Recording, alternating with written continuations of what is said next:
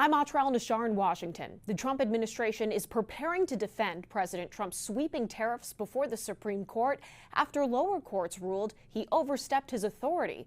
This comes as India, facing some of the highest tariffs, is deepening its economic ties with America's biggest adversaries, China and Russia.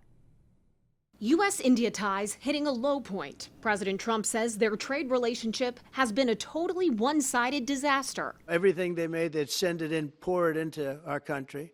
Therefore, it wouldn't be made here, which is a negative. Trump claims India, facing 50% tariffs, just offered to cut tariffs on American goods to zero. India offering no confirmation. On the other side of the world, on the sidelines of a summit with Asian leaders in Beijing, Indian Prime Minister Narendra Modi meeting with President Xi Jinping of China. Once a rival to India, they now face a common economic headwind. Chinese imports to the U.S. are subject to a baseline 30% tariff.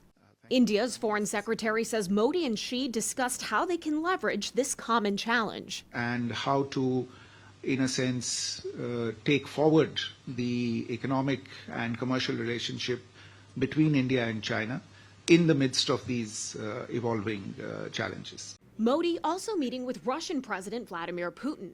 Half the tariffs Trump has imposed on India are for its purchases of Russian oil. Putin delivering this not-so-subtle message about aims to establish a new world order.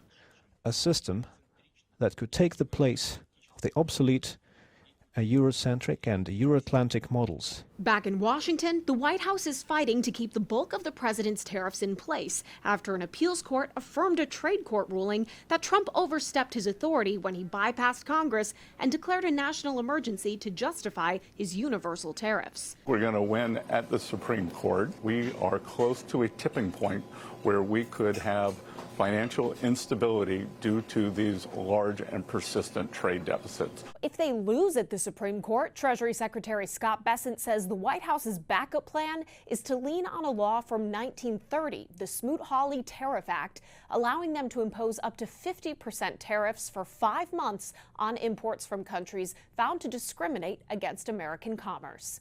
In Washington, I'm Atra al-Nashar.